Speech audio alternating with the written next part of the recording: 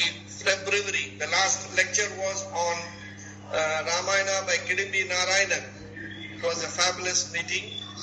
After that, we could not meet because of so many hurdles coming across the country and the world. And the last meeting was on 11/2/2020.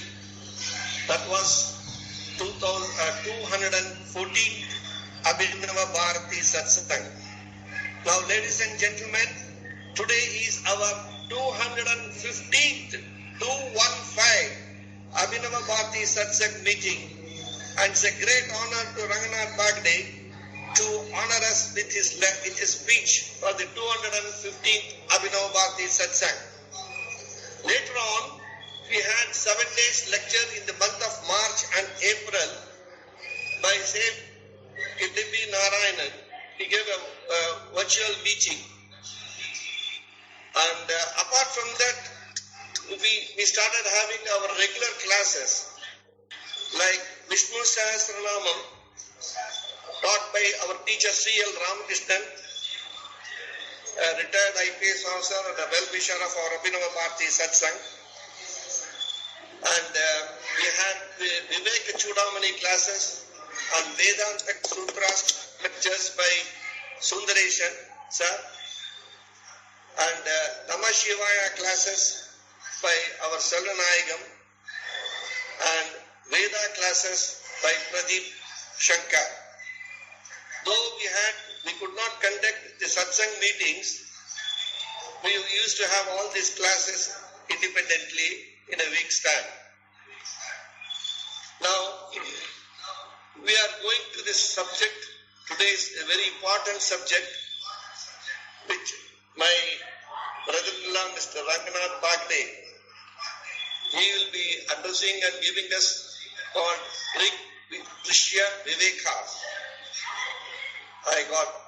It's not able to pronounce properly, pardon me. Now,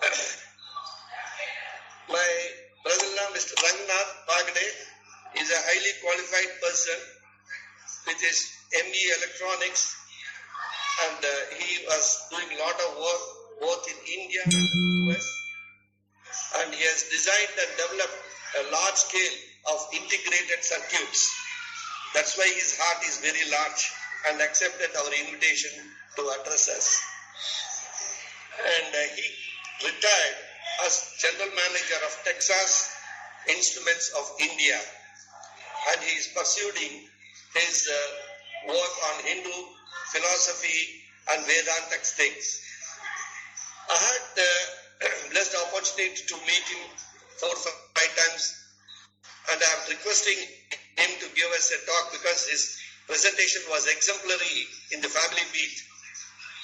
And I asked him whether it is possible for him to give us a talk, but he was just whirling away. And I had to catch him by a net and say, boss, you have to give a talk. And then he chose the subject. That subject is a very, very high Vedantic subject, which our intelligent people will be able to assimilate and understand. Now, as a doctor, I would like to tell you, the eye itself cannot perceive, and it cannot understand what it sees. Suppose a tree is being fallen onto the retina, the eye cannot decipher it as a tree or an apple. It has to go to the brain. So also in the brain, there are areas where the object's image is remodified and informs the mind that this subject is a tree or an apple. So there is something behind the eye, and that is your brain. And behind the brain is our Ranganath is going to tell us and how to perceive it and how to understand it. Now, I am extremely thankful to Shrestha, my granddaughter, Arya, my grandson, and of course a few people like Shekhar and Gomati to have organized this meeting. There is a video of the sound another. Pardon? Now we have a great lecture on 4th July. 4th July happens to be a Sunday, and it is an important day because of the US. I think Ranga will know about it. It's a very good day for US people. And we have requested Judge Nagendran is with us here, a very enlightened person, very knowledgeable person. He is going to give us about the details of Shatrugna. I was going around and beating the bush about finding out who the Shatrugna is and what is that about. And when I happened to meet him, he said he will work it up, and he gave me a small gist about Shatrugna over the phone. I was literally floored down. He had studied from both Advaita, Dvaita and Vashishta Advaitas and collected the data from Mahabharata and Ramayana, and also he has collected from the Periyar Swamigal of Kanchi about this Shatrugna and his good habits to the human being. Now, on this, I request all of you to lend your ears and eyes to our speaker about the subject Trik Drishya Viveka. Over to Ranganath Bagade, please. Thank you. Thank you, Dr. Ramesh. Thank you, Baba, for giving such a wonderful introduction. I hope all of you are able to hear me. Baba, is my voice clear to everyone? Clear. Excellent. Okay. Good evening, everyone. It's my pleasure to address this gathering today. So first thing, there's a few things which I want to clarify up front. First is, I am a novice to the field of spirituality. And I have just started my first baby steps on this path. So I am no expert. This is just where I'm just going to share my thoughts and impressions here. Many of you may be very familiar with book reading clubs. So in book reading clubs, what happens is the members come from all walks of life. And the only common thread amongst them is just their love for reading books. What they do every month, they pick one title and all the members read it. And then they get together and share their thoughts and impressions. So this talk you can consider is my thoughts and impressions on Trik Drishya Viveka. Please note that when the book reading members get together, it's not a review or a critic, which is the domain of experts. It is just whatever each person, when they read the book, what they gathered from it, they share. So please, in this meeting, I'm going to only share my thoughts and impressions. That you have to understand that's what this talk will be about. My thoughts and impressions on Trik Drishya Viveka. The second point is, you may be wondering, do we need knowledge of Vedanta or Indian philosophy or anything to grasp this discussion? Absolutely not. But there are few background information which are required. What I'll do is, first I will quickly, briefly, I will cover those topics so that you will understand it much better. Other than that, I don't presuppose any knowledge of Vedanta for understanding this talk. With that brief introduction, let me get down to the two topics which are of importance for you to understand this talk. The first is, you may all be familiar with the terms real and unreal. These are very commonly used, in common parlance it is used. But in a Vedantic context, they have a different connotation. So in Vedanta, when we say real, it has to meet the conditions of being unconditioned by time, space, and object.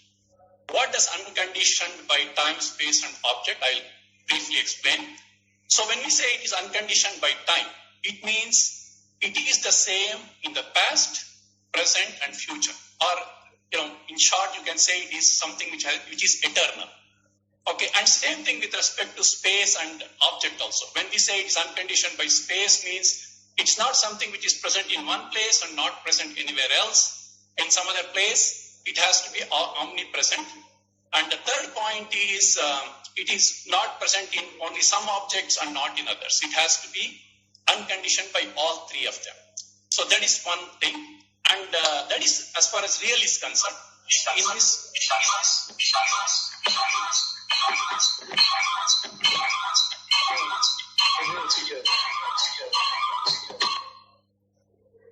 sorry for the disturbance. There was some disturbance. So the next thing is, in this talk, I will be talking about two things. I'll say real or apparent reality.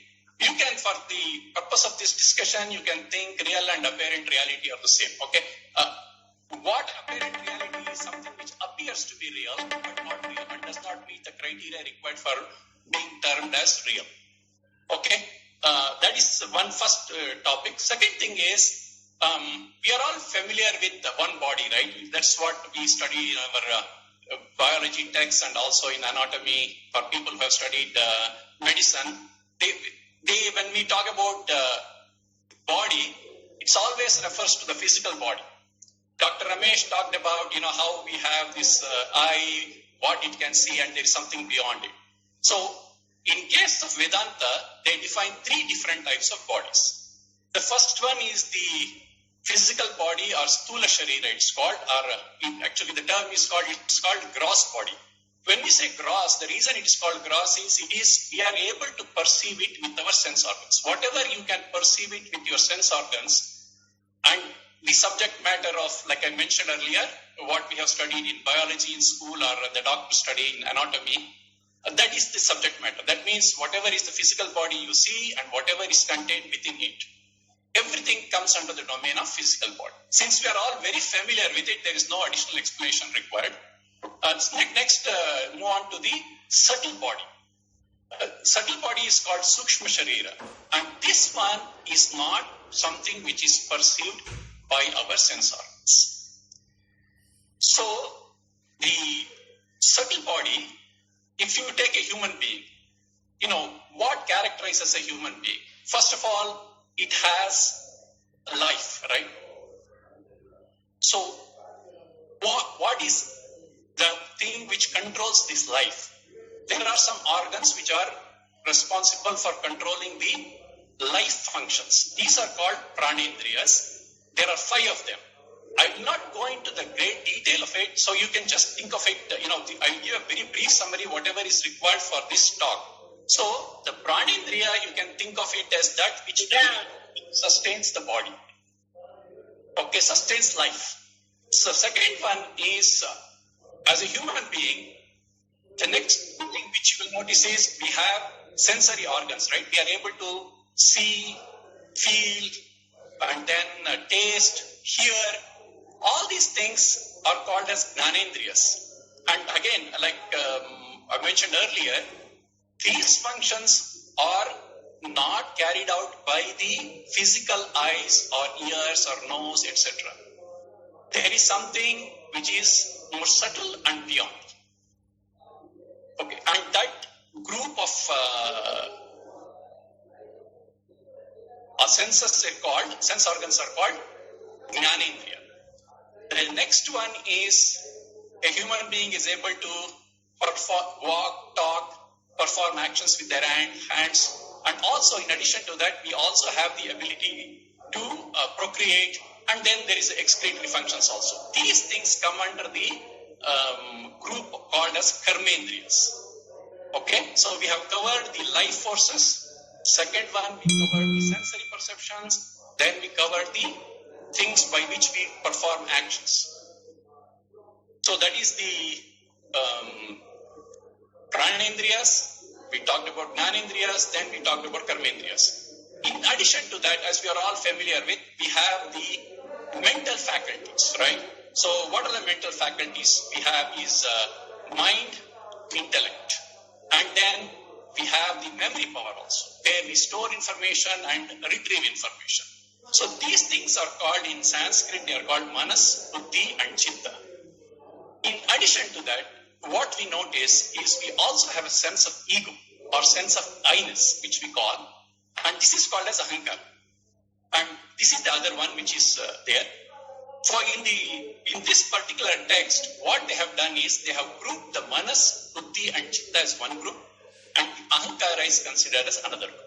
It will become clear as we go through the topic.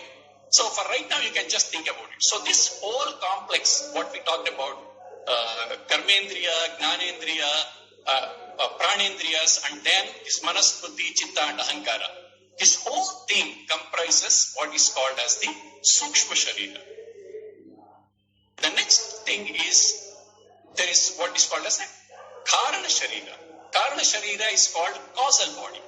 And the reason why it is called causal body is, this is what is the cause for the other two bodies. And what this comprises of is what we call as vasanas or latent tendencies. You can also think of it as bent of mind. You know, we are all very familiar with different people have different bents of mind.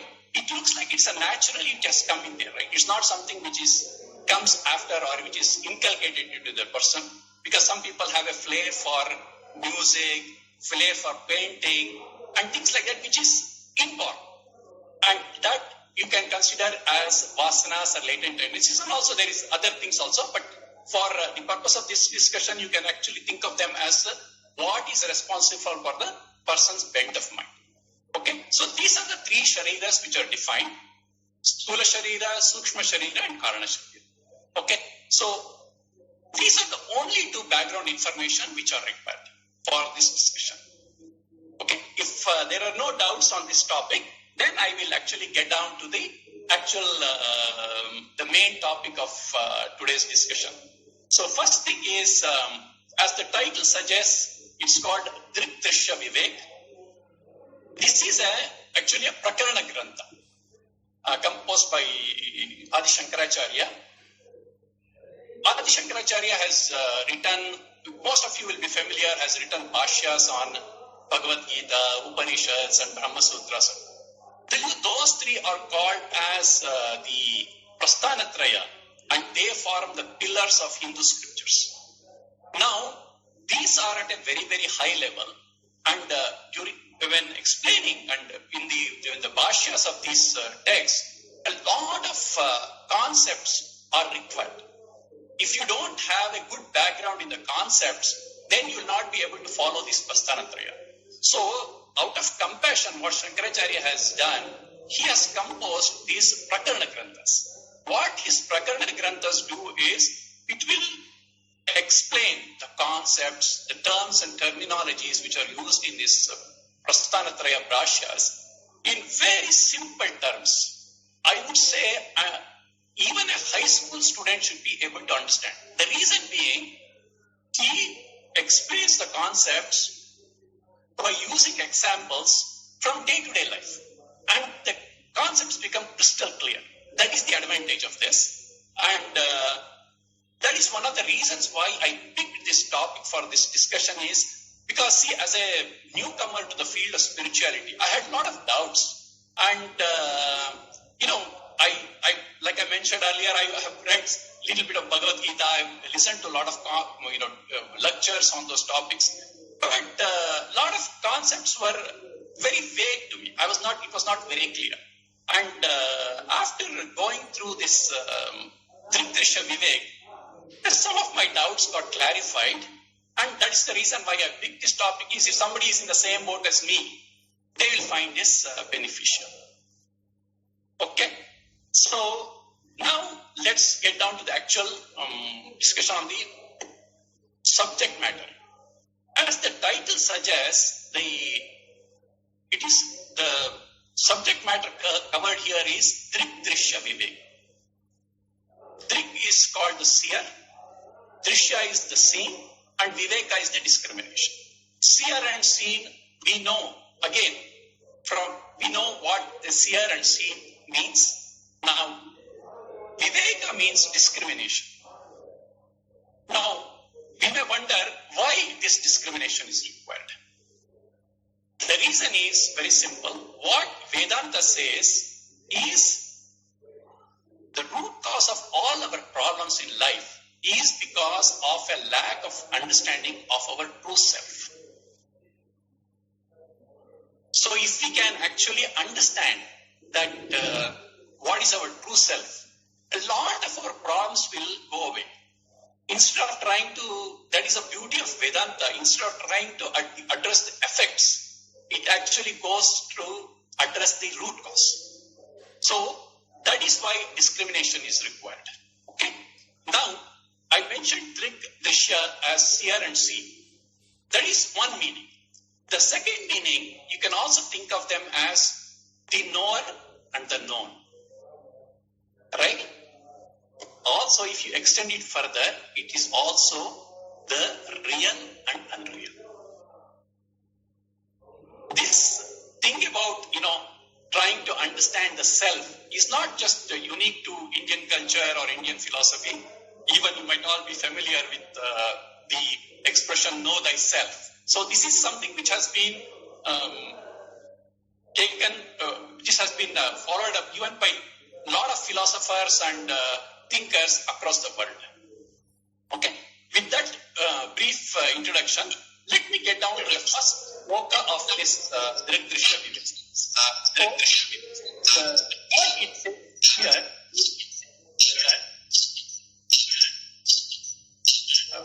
Amigo, I will stop for a minute. Stop for a minute.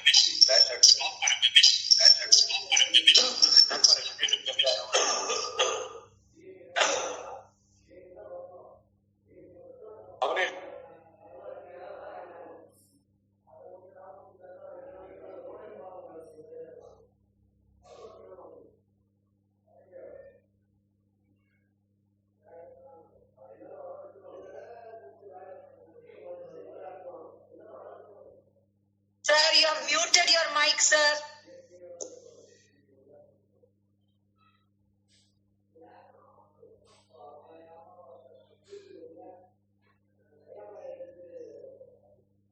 Speaker, sir, you have muted your mic. We are not able to hear you.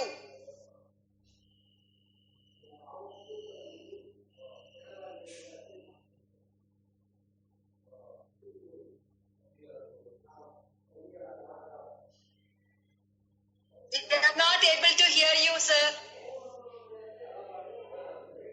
Please unmute your mic. Continuously going back to that. Again, you have muted it, sir. I know. But I didn't do anything. Again, it is muted. Oh.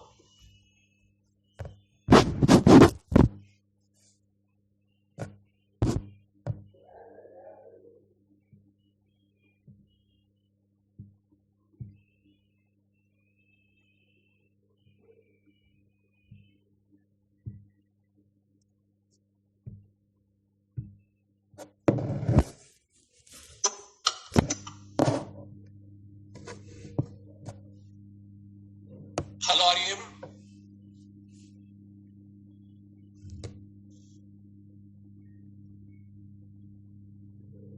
You have paused it, sir.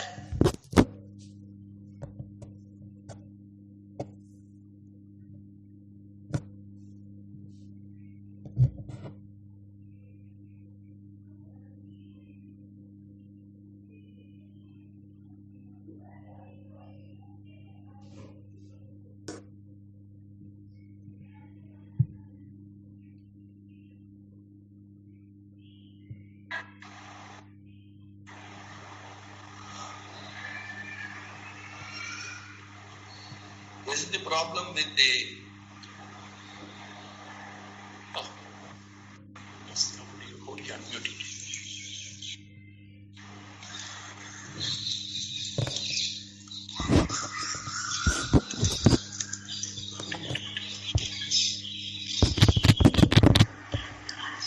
It's audible, sir. It is audible. It's audible now? Okay, good. Yeah. Yes, it is audible. Okay, good. Yeah, okay. So, sorry, I don't know where I muted my. So let me just get back to. I'll start from the beginning itself. So, I will just start from the first shloka. Okay. So the first shloka of Drishya Vivek is Rupam Drishyam Lochanam Drik Tadrishyam Draktumanasam Drishyadi Vrittayah Sakshi Drikeva natadrishyate. What that means is, when an object is seen, the eyes are the seer. The eyes become the seen, the mind is the seer. And when the mind, which comprises of the thoughts, is seen, the sakshi or the witness is the seer. So, this is the literal meaning of that shloka. So let's get into the details now. When we say the eyes are the seer of the object, is obvious to everybody. No need for any explanation of that. But we know that the conditions of the eyes are also known, right? We are able to see whether we are able to see the object clearly, or is it partially clear, or it's not visible at all. So how do we know that? That is based on the mind. So the mind becomes the seer. The mind actually, according to Vedanta, is nothing but thoughts. So our mind is comprised of thoughts. But we know that we are also aware of the thoughts, right? We are able to see whether I'm angry, happy, sad. All those things we are able to see. These are all thoughts. And these thoughts we are able to witness. Now, the question is, who is the witness of these thoughts? When we said the eyes was the first seer, then mind, then witness.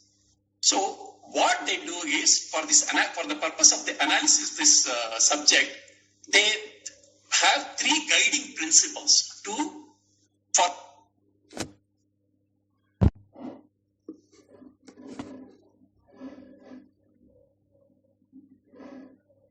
they can perceive even the state of the eyes, but that itself is also visible to the witness, correct? So the witness is able to see the thoughts, so he becomes the seer, and the mind becomes the seen. Okay, these two things are very, very clear to us. Now let's delve more into the witness. Now when we say the witness is the seer, is anybody else able to see the witness? The answer is no. The reason is very simple. Whatever information we get, or whatever knowledge we get in this world, how do we get it? We get either through our sense organs or through our body, mind, intellect, through our mind and intellect, right? No, those two have already become seen.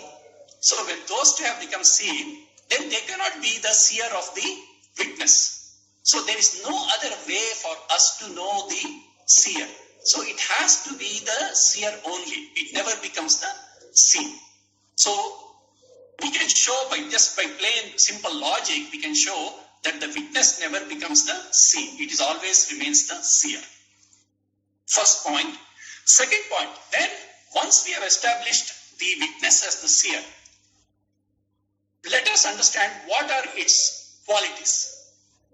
Now, when I look at an object, when can I see that object? I can only see that object when it is illuminated, right? For example, when my eyes have to see something, it has to be illuminated. I cannot see something in the dark, correct? So, let us then, and what else is there is, then we also become aware of the object. Now, when eye sees, it is not the one which actually sees. It is a mind which is helping it to see, right? Then, if we take these two things and apply it to the seer. Now, when the seer sees, when the witness or sakshi sees the thoughts, who is illuminating the thoughts? Nobody. So, what does that tell you? That means the sakshi or the witness has to be self-luminous. It can illumine the objects of perception by itself. First point. Second thing is, since it does not have any other support for knowing something, it has to be of the nature of consciousness. Right? So, we can say that sakshi has two qualities. One is it is self-luminous and it is conscious, or it has the ability to know, and so it is consciousness itself. Okay? Now, when something is a knower and conscious, it cannot be a non-existent thing, right? It has to be existing. So we can say it has the qualities of being self-luminous, it has the quality of being consciousness, and the third thing is existence. So the existence and consciousness attributes are called Sat and Chit in Sanskrit. So what we have established now is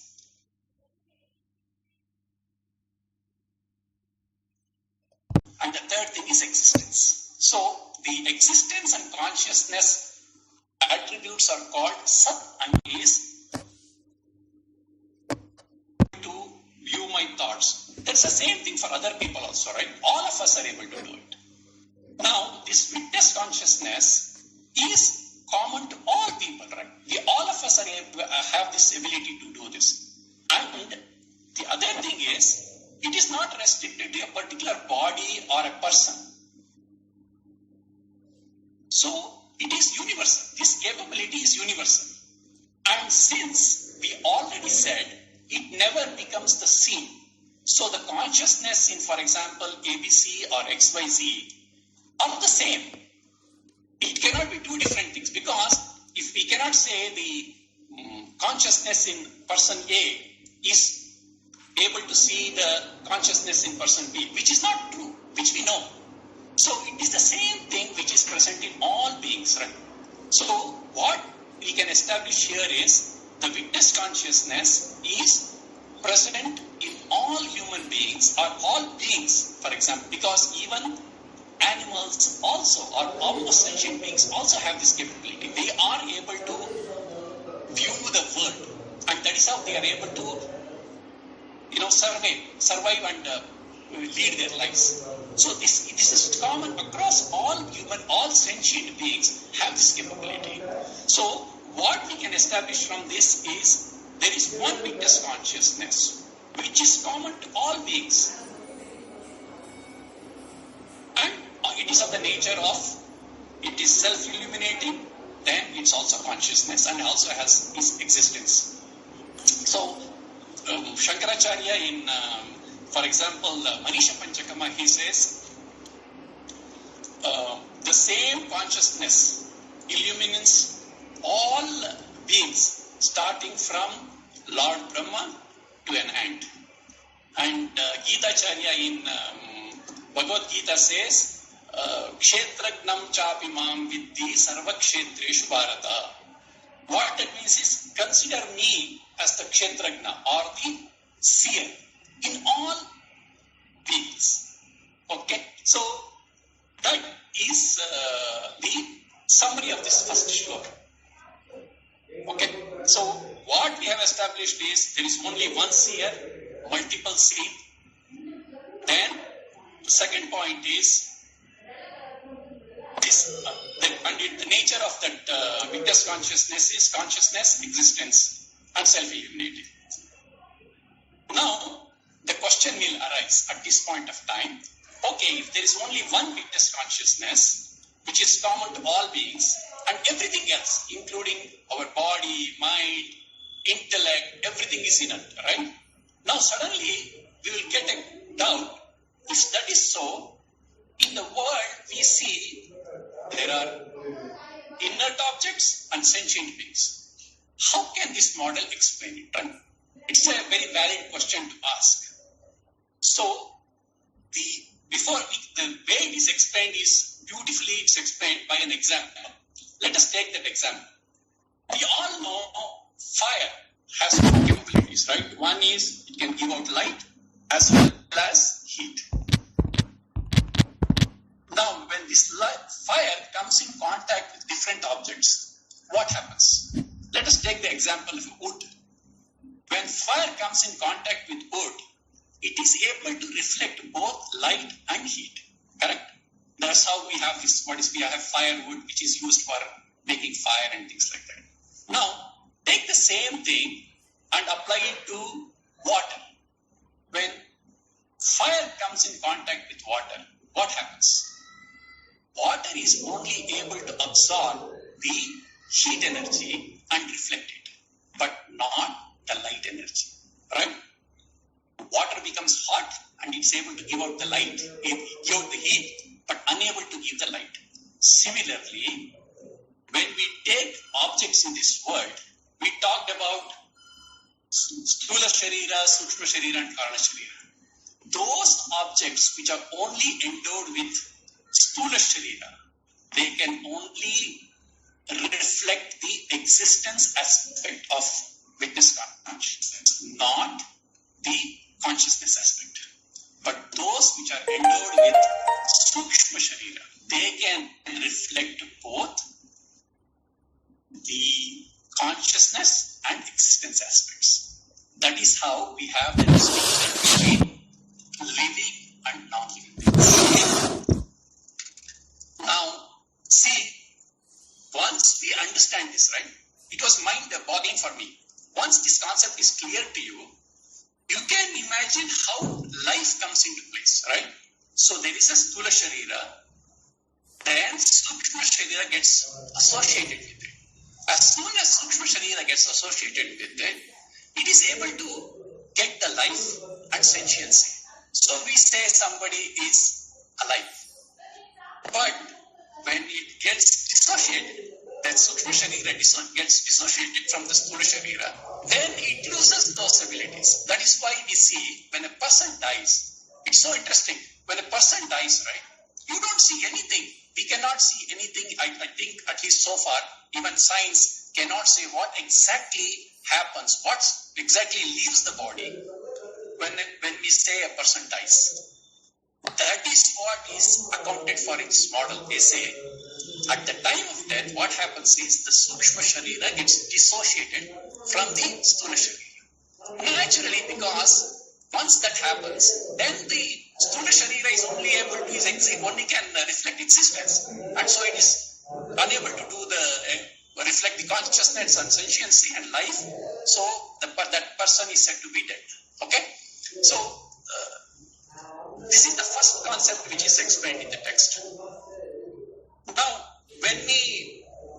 the next question which will come in anybody's mind is, if there is only one witness consciousness, then everything else is inert.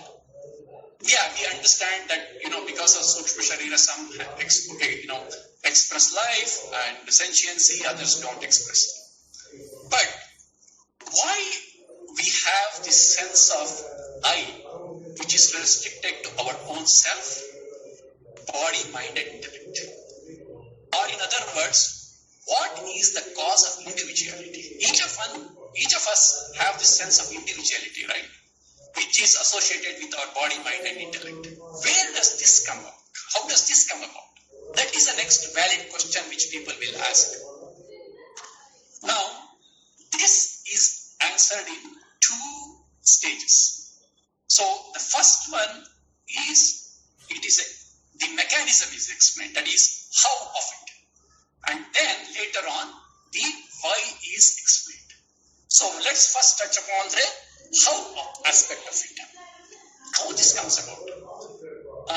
Before, it is explained by means of a very interesting example.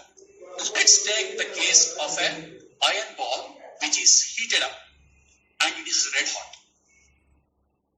So a red hot iron ball. If we take a red hot iron ball, what are all the qualities we see in that red hot iron ball? First is it has form, it has weight, very clear. Third is, now it is red hot, so it is able to give out light, and also it is able to give out heat, right? We know how that red hot iron ball came into existence. The iron ball was heated up.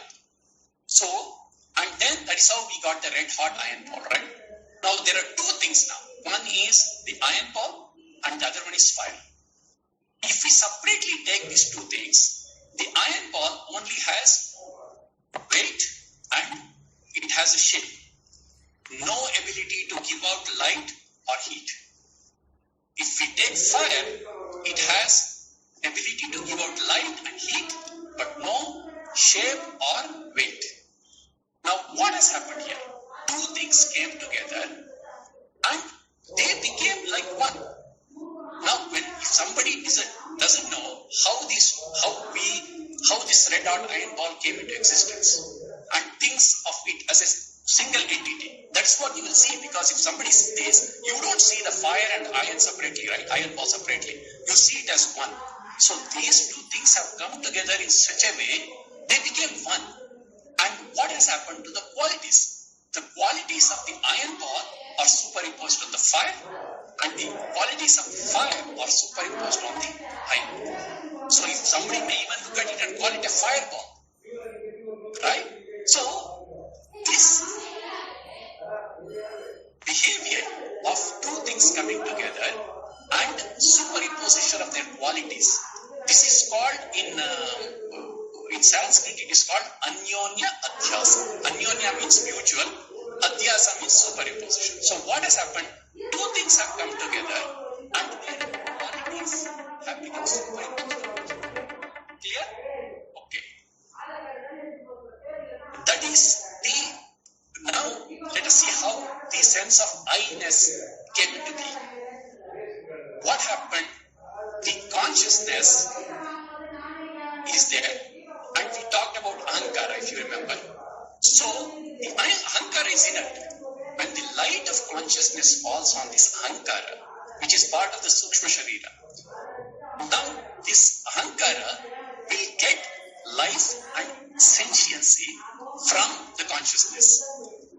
But in turn, what it does is, it superimposes on the reflection of consciousness the sense of I-ness. Okay? So now we have an ego or ahankara which is conscious and sentient and it has the sense of I. Then what it does? It is part of the Sukshma Sharira, right? It will automatically attach to the Sukshma Sharira. It transfers these qualities onto the rest of the Sukshma Sharira, composed of mind and intellect and memory, and then also your sense organs. Now what happens? Mind, intellect, mind has the ability to feel. Intellect has the ability to think, right? The reasoning and other capabilities are there. Now, all of them get associated. That means now when I say, I feel, I think. So the Jnanendriyas transferred this capability to the I thought. Then, if we go next, same thing, our organs of action, the Karmendriyas, give the sense of doership onto this consciousness, right? On this I thought. Then, we have the life also. We believe that we are alive. So that is how the body, we have now talked about the mind and intellect and life forces, how they got this feeling of I-ness. Then, the Sukshma Sharira in turn will transfer these capabilities onto the Sthula Sharira, with which it is associated. That is how we say the body is alive. Clear? So, what has happened now? Something which was inert and didn't have an independent existence, because of the light of consciousness, it acquired that, and now it started believing that it is sentient, it is alive, it is consciousness, it is conscious, and developed a sense of individuality. Right? And it is now considering this as the I. Okay? One example will make it clear. For example, we know moon. Let's take the case of moon. We know moon is not self-luminous, but if you go 100 or 200 years back, people thought it was luminous. Moon actually reflects the light from sun, right? But for a person who is not knowing this, who doesn't know that the true nature of moon and true nature of sun, the sun is a star and moon is just a satellite spinning around our earth, will think, because from bare eyes you see that moon is giving light similar to what is sun. So he thinks, oh, both of them are self-luminous. But in reality it is not. That is the same thing. As long as you don't understand that the mind and intellect, these are all inert, you will see that they are self-conscious. They are able to operate on their own. But that's not true. So that I hope that point is clear. The how is aspect is clear. Next, we have to come to the why aspect. So the why aspect is actually a little bit tricky. So what we'll do, before I explain the why aspect, I want to narrate a story to you. This story will give you a sense of the difficulty which our great rishis from the past faced. So it will give you a flavor for that. So I'll just briefly tell you a story. Let us take Einstein was put in a time machine and transported back in time, say to 15th or 16th century. Now what happens when he lands there? He finds that wise people of those times, they come to know that a person from the future, a very wise man from the future has come, and they are all very excited to find out, hey, what are all the new things, discoveries which have happened in the world? They want to find out. So they arrange a meeting with Einstein and they say, they all get together and they request Einstein to tell them, what are all the things which humans have figured it out in the future. Now, Einstein, being a scientist, is also very excited and he wants to share what are all the new developments. Then he says, you know what we have figured out? We have figured out our Earth is a planet. It is part of the solar system and we have 8 other planets like our Earth, and all these planets, they go around the sun. First thing. Second thing, he says, in addition to the Earth going around the sun, it actually spins about its own axis like a top. And he says, you see the seasons of in the year? That is because of the sun going around the Earth going around the sun. And the day and night which you see is because of the Earth rotating about its own axis. Now all the wise people are dumbfounded. They are in a state of disbelief. And it's just the meeting is completely silent. Nobody speaks. Then one person raises his hand and he says, I disagree with you. He says, what you are saying doesn't make any sense. Listen, you are saying that the Earth goes around the sun. But every day we see with our own eyes, the sun rises in the east, moves, we can see him moving in the sky and sets in the west. Now, you say that our Earth is going around the sun, but we don't see our Earth moving, we only see the sun moving. And you say that the Earth is moving about its own axis and it takes 24 hours and that is the reason for our day and night. We don't feel it. If the Earth was moving about like a top, we should feel it, right? We don't feel it. So I don't agree with you. And all the other people in the meeting, they all concur with him because that is not their experience. It is just, beyond their imagination. So they say, we don't agree with you. And that person sits down. There is pin drop silence. At that point of time, Betal taps on the shoulder of Vikram and says, what should Einstein do in this situation? Just kidding. So, I'm sure you are all very familiar with the Vikram and Betal stories. So, what do you think should be the approach Einstein should take in such a situation? We can only speculate.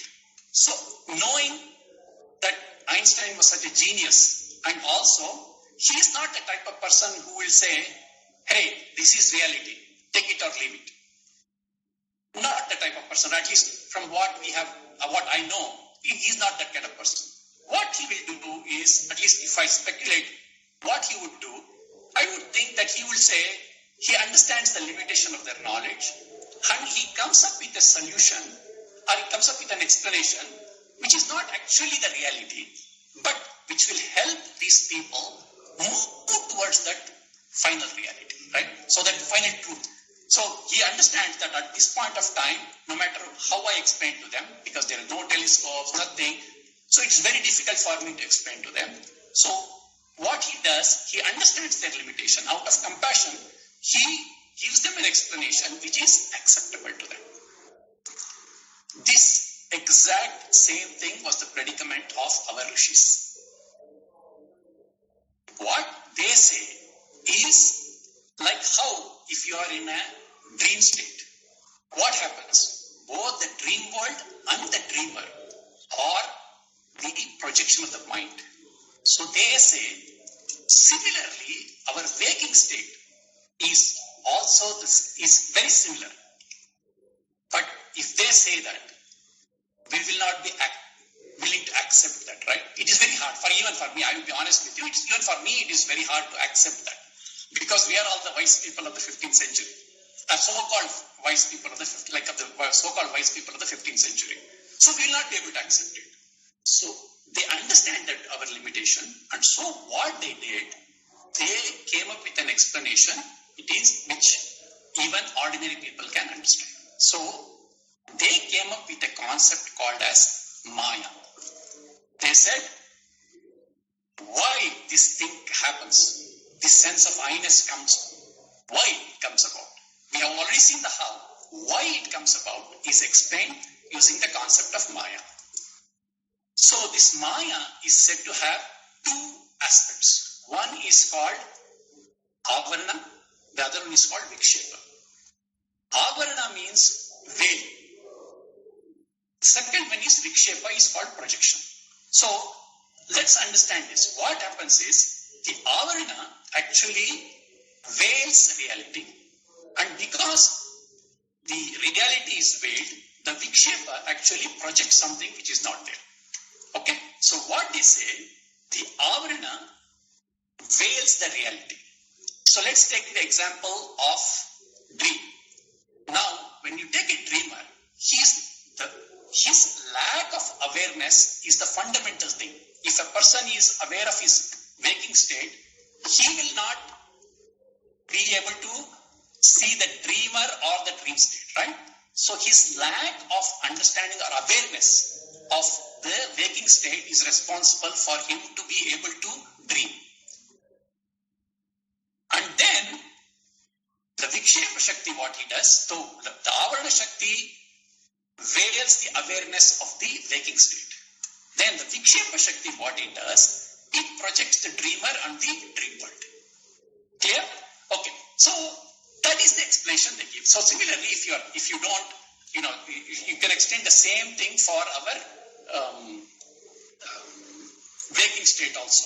So what they say, the Avarana Shakti does two things. First is it veils the distinction between Drik and Drishya. And also, second thing it does is it veils the distinction between Brahman and Jagat. We will get to the topic next. It does that.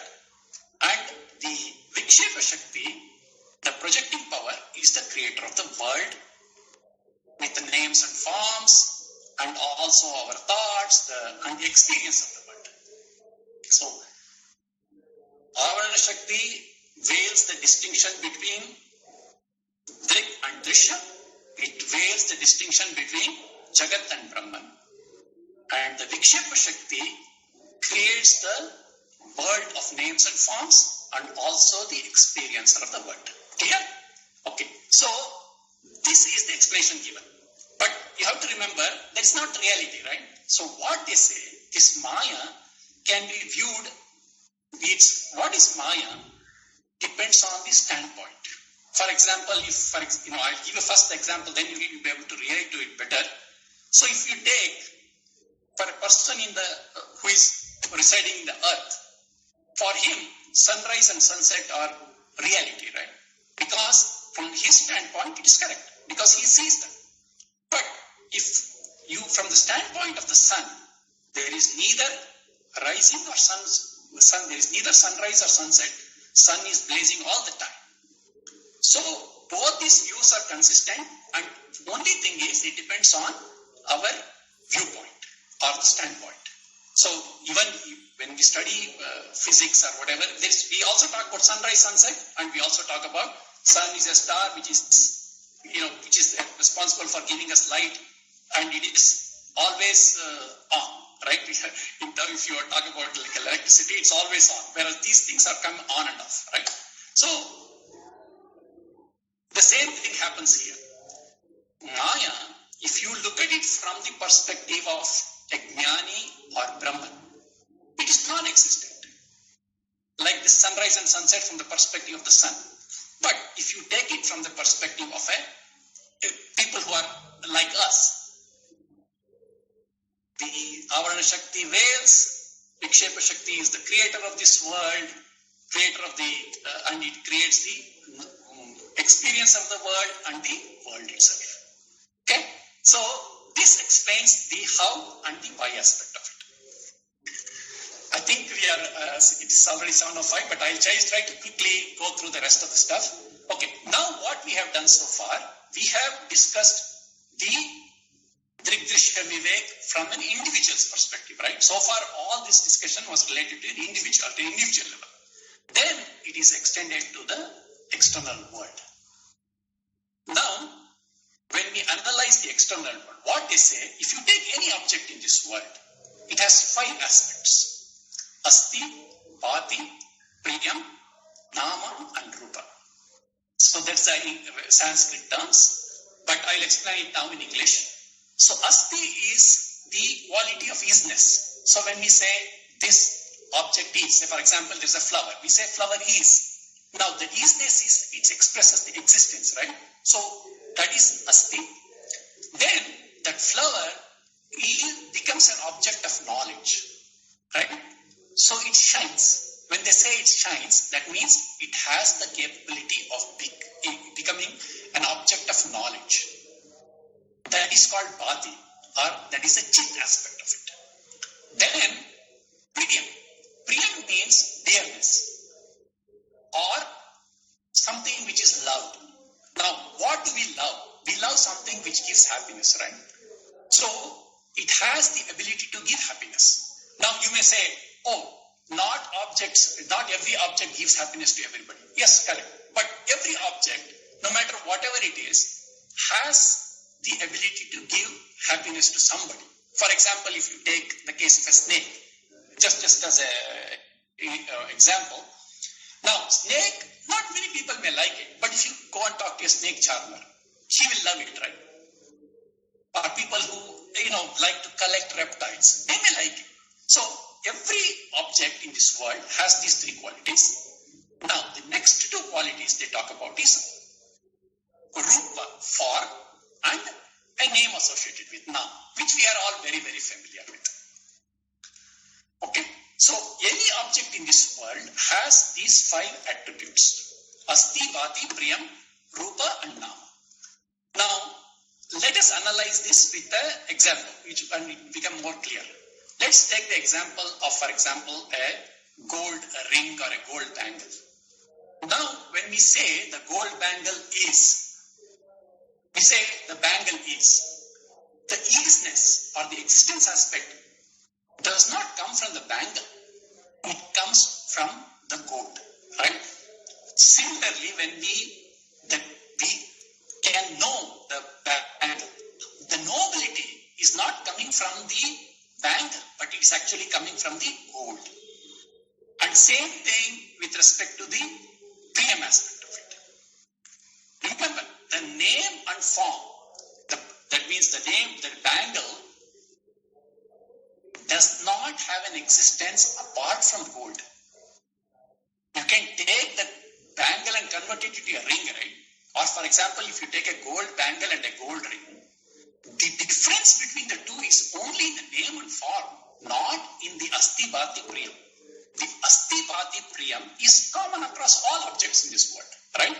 So, what it is telling you that if you take the world of what we see, name and forms, what we see is there is the concept of Asti, Bhati, Priyam, which is common to all. And what are the attributes attributes of that. That is Sat Chit Ananda. It is the same as the existence consciousness which we talked about earlier, right? The witness. So, what can we conclude from it is the same witness consciousness which was there at an individual level is the same thing which is serving as the substratum of the world of names and forms. Correct? So, now when somebody tells you God is Sarvantaryami, He resides in the heart of all, you can immediately relate to it. You say, yeah, sure, He is the seer in all hearts as the Sakshi. And they say, oh, Sarvam Kalvidam Brahma, God is omnipresent. Of course, it's very clear now because He is present everywhere in the form of Asti Bhati Priyam or Satchit Ananda. So what they say, the Asti Bhati Priyam, these aspects are called as the Brahman, and the name and form is called Jagat. What we notice is the first three attributes, Asti Bhati Priyam, they are unchanging and they are universal, present everywhere. Whereas the other two are changing and they are transient. They will not be the same today, tomorrow, right? They will not qualify for the definition of real. Whereas the Satchit Ananda aspect will qualify for real. So now you see that there is very clearly we have understood what is real and real within an individual, what is real and unreal in the world. Correct? So this gives you a good perspective on both a person as an individual and as the world, how we should see within ourselves when our attention is turned inward and when our attention is turned outwards. Both we can see. Okay? So with this, the theoretical knowledge is done, right? So basically now we have a good understanding of the concepts. We understand what is real, what is unreal. This is just like sowing the seed in the soil. For it to, bloom into a tree or a flower, bloom into a tree or a plant, it needs to be tended. You have to put soil, you have to put water, give it sunlight and give it time. Now, what are the next steps? So whatever we have heard here is just we have learned about the knowledge. Typically, this knowledge has to come from a competent guru, and that is called as the Shravana. Next, what the spiritual aspirant has to do is, whatever he has learned from the guru, he has to think, reflect on it, using logic and his analytical abilities, and get all his doubts clarified. That is called as Shravana. Then next is Manana. That is what? That reflection is called Manana. Now, once all your doubts are cleared, you are very clear about what it's mentally, it is very clear to you that what is real and what is unreal. And once that happens, then what you do is you meditate on it. And that is what is called as a Nididhyasana. So when you meditate on it, whatever was there in Shravana and Manana was at an intellectual level. Now when the Nididhyasana or meditation is done, it transforms this knowledge into actual experience or realization. And that is the summum bonum of life. Then you have arrived. That means that is the end which you have to go. So, what next Shankaracharya does is, he explains the meditation techniques, which is beyond the scope of this, but broadly I will tell you, what is meditation? If you take what is meditation, meditation is the absorption of the mind in reality. So what he does, he broadly classifies, he explains several techniques, but I will tell you what are the major classifications. He takes two approaches. One is, when your mind is turned inwards, what you should do is you should shift your focus from the drishya, the thoughts, to the illuminator of the thoughts, which is Dhik. And when your mind is turned outwards, even though you see the names and forms, you shift your attention from the names and forms to the Asti Bhati Priyam, which is the substratum. The beautiful thing here is, If somebody were able to do this, you think about it. If I get beyond the names and forms and go to substratum, then whatever attachment we have to specific objects will be gone, right? Because every object is the same at this substratum level. You are able to get over this hatred to some things, love for some things, and attachment to certain things, right? It is unbelievable if somebody can achieve that. Then then they will have the ability to see God everywhere, both inside their heart and outside their heart. That is what he says is when somebody takes these meditation practices and for the guidance of the Guru, and he does this for a long time, then by the blessings of his Guru and the grace of God, he has a direct experience of realization. When that happens, then he is able to see Brahman everywhere and his ego is completely gone. So that is what he says are the characteristics of a realized person is he has no ego, absolutely no ahankar. Then he is able to see the God everywhere. And he is in a state of constant samadhi because he is seeing God everywhere, both inside and outside. You know, somebody may think, okay, all this is theory. We have people who have realized it. Of course, in India, we have so many great people who have done all this and have had direct experience. And some of these realized Mahatmas, out of compassion for us, they have also expressed this in beautiful poetry. Take the example of Sadashiva Brahmendra. He says, Sarvam Brahmamayam Re Re. Most of you might have heard this composition. Or if we take Tulsi Das Ji, he says, Siya Ram Maya Sab Jag Jani, Karavu Pranam Jori Jug Pani. What he says, seeing Sita Ram everywhere in this world, but this whole world being pervaded with Sita Ram, I offer my prostrations with folded hands. That is exactly what is explained in this, the experience of a realized soul. Right? So that is what is, with this, he further goes and explains the joy which is experienced of such a realized soul, and that's how he concludes this topic. I hope it is clear what we talked about. So if I just have to summarize quickly, we talked about the Trikdrishya Vivek at an individual level, then we talked about the analysis again, the analysis of real and unreal at a world level, and then once having recognized this, then we also discussed a little bit about how to get over this, Maya, and then achieve this self-realization. Okay? So that actually concludes this talk. Before I, end this meeting, I would really love to express my respects and thanks to a few people. First and foremost, I want to offer my humble prostrations at the lotus feet of Jagat Guru Sri Shankaracharya, who gave us this beautiful composition. I have no words to explain his greatness. So what I will do instead is take the quote from Totakacharya. Totakacharya says, Jagatim avitum kalita kritayo vicharanti maha satchalataha ahimam shurivatra vibhasi muro bhavashankara deshika mesharan.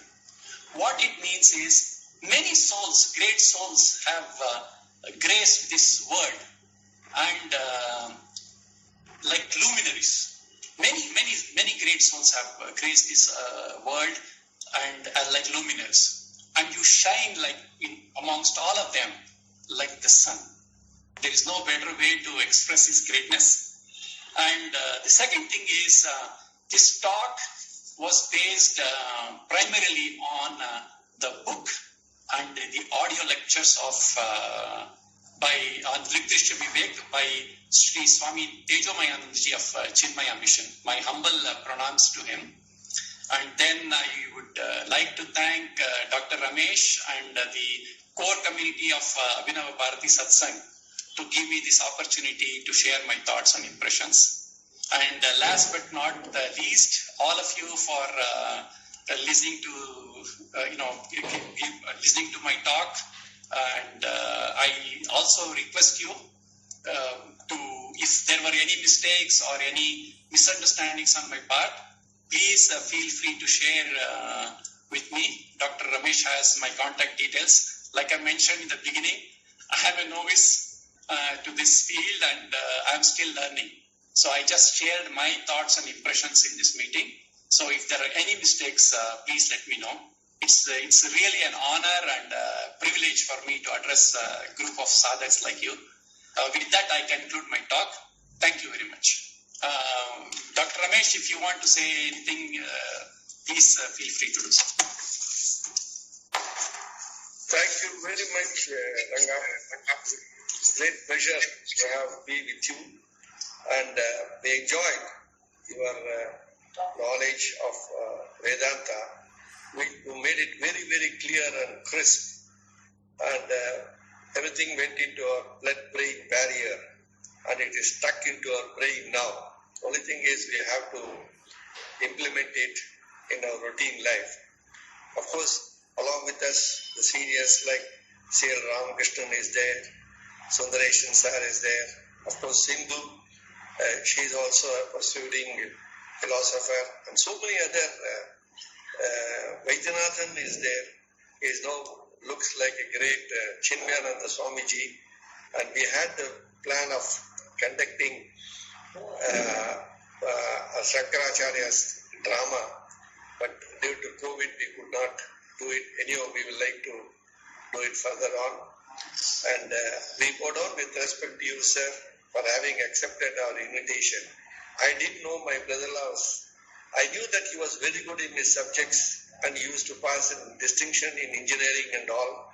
But I didn't know that he was so good in Vedanta and all that. But later on only I came to know, and I found him that now I had to be a shishya to him and learn things. Because I would love to have him at least every month once or 3 days once to give us more knowledge, perpetuate into our things. Anyhow, I am very, very grateful and thankful to you, Ranga, for having accepted this invitation and joined with us. I would now like to request our Gomati Shekaran to give us the vote of thanks. But generally we never give vote of thanks because it is not a closing ceremony. Our Abhinava Bharathi satsangh is a continuous process. So we'll always continue to do that. But anyhow, today Mr. Ranganath has come. So Gomati was telling me that we should thank him. So I would like to hand over this mic to Gomati Shekhar.